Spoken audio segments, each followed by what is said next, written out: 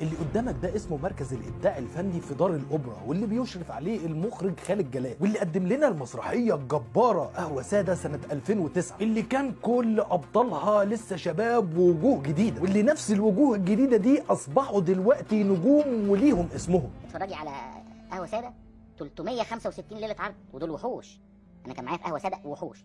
انا حضرت العرض. يعني بيمشوا على الحيطه، محمد ثروت ومحمد فراج ومحمد سلام وهشام اسماعيل وحمزه العيلي وتايسون ومحمد ممدوح، ويعني كلهم بقوا نجوم. صحيح، مفيش ولا واحد فيهم ما بقاش نجم. ايمن السيد فيه دول يعني فريق قوي للغايه. محمد سلام، واللي لما تتفرج عليه تقف وتحاول تفهم هل هو كوميديان ولا ممثل. ايه ده يا عم محمود، هو في فرق ما بين الاتنين؟ فرق السما والارض. اصل الكوميديان ده شخص عنده حيل مختلفه يقدر يضحكك بيها، زي مشيته او طبقه صوته لما يغيرها، او حتى رياكشنات وشه لما يغيرها، على عكس الممثل واللي عارف فن التشخيص، واللي علشان يمثل دور معين لازم يدرس الشخصيه دي وجميع ابعادها، زي تاريخها والبيئه اللي عاشت فيها. هو محمد سلام ده يا سيدي تقدر تقول عليه ممثل، ومش هدي لك امثله كتيره عن قدرته التمثيليه بعيدا عن الكوميدي، زي دوره في شربات لوز او ابو عمر المصري، واخرهم كان للايجار. خلاف طبعا عن تمثيله الكوميدي زي شخصيه اسمها هدرس، لانه صعب لما تتفرج على اي عمل شخصيه تلمس عقلك وتضحكك وتعيش معاك فتره. كل الكلام ده بقى يا سيدي يخليك تسال هو مين محمد سلام.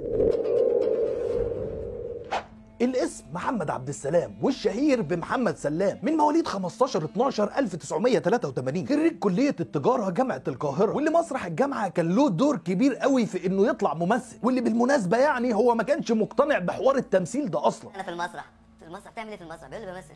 يا عم فكك تعالى مش عارف ايه. المهم طلعت له في يوم كده بعد ما خل اوتاكا، طلعت له المسرح كانوا بيعملوا بروفا، فقعدت اتفرج برده شفتهم بقى، فقلت له انا بقول لك انا عايز اشترك معاك. قال لي ماشي روح للمخرج بقى استاذ حسين محمود الله يرحمه. فقال لي بقول لك ايه، احنا عندنا هنا المواعيد من 10 الصبح ل 8 بالليل، مفيش محاضرات والكلام ده. قلت له انا كده هعيد السنه فتمام. انا فاشل اصلا. بالظبط. بس فدخلت بقى الشغلانه.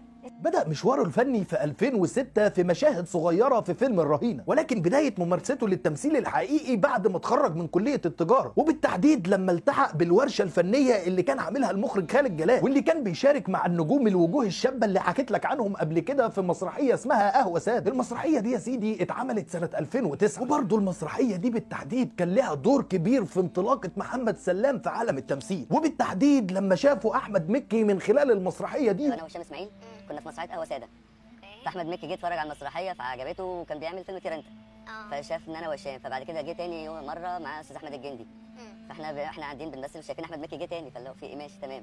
بعد كده جه هو مدام سعد يونس مره ثالثه، في ايه يا عم مكي؟ ففهمنا ان هو بيعمل حاجه يعني وعايز يختار حد، عايز يتاكد بقى اللي انا اخترته ده صح ولا غلط. فالحمد لله كان المسرح وشه حلو علينا انا وهشام اسماعيل، علشان يبتدي يشارك مع مكي في اكتر من عمل. على سبيل المثال سنه 2009 شارك معاه في فيلم طير انت، وفي 2010 شارك معاه بدور بسيط في فيلم لا تراجع ولا استسلام. بس كل ده برضه ما كانتش لسه انطلاقه محمد سلام الحقيقيه، اللي انطلقها لما قرر مكي يحول بعض الشخصيات اللي كانت في طير انت لمسلسل اسمه الكبير، واللي كان اول جزء ليه سنه 2010، واللي طبعا سلام قام بالدور اللي معظم الناس بتحبه، وهو دور هدرس، واللي عايش معاك من 2010 لحد 2024 في الجزء الثامن للكبير 8. ولو قعدت تفكر مع نفسك كده وحاولت تشوف ممثل تاني يقدر يقوم بشخصيه هجرس دي، اعتقد انه صعب تلاقي حد تاني يقوم بيه. وده زي ما قلت لك اللي خلاه مكمل في الكبير، برغم ان شخصيات كانت ماسكه ادوار اساسيه زي مثلا دنيا سمير غانم لما مشيت المسلسل كمل والدنيا مشيت تمام، وفزاع لما ساب المسلسل لبعض اجزاء ورجع تاني الدنيا كملت تمام. انما لو تخيلت المسلسل من غير هدرس مع جون ما تحبش المسلسل قوي. بالتاكيد سلام ما عملش بطوله مطلقه لوحده، ولكن صعب تشوف محمد سلام في اي عمل سواء كان مسلسل او فيلم وما تتشدش لشخصيته، وخصوصا انك تحس انه بيمثل وهو سايب ايده كده، اللي هو بتلاقيه بيسرد وبيطلع كلام احنا اساسا بنقوله ما بيننا وما بين بعض في الحياه العامه. اما عن سبب تسميته بمحمد فيديو فده علشان كان عنده محل فيديو، ومحل الفيديو ده اللي ما يعرفش يعني هو السينما بتاعت الغلابه، كان يجيب شريط الفيديو ويحطه في الفيديو ويعرضه على تلفزيون وبيأجر الكلام ده للناس. وانا في المدرسه كان عندي نادي فيديو. في طبعا دلوقتي ناس مش فاهمه يعني ايه نادي فيديو. كان عندك نادي فيديو فين؟ في فيصل، شارع فيصل، وانا في المدرسه.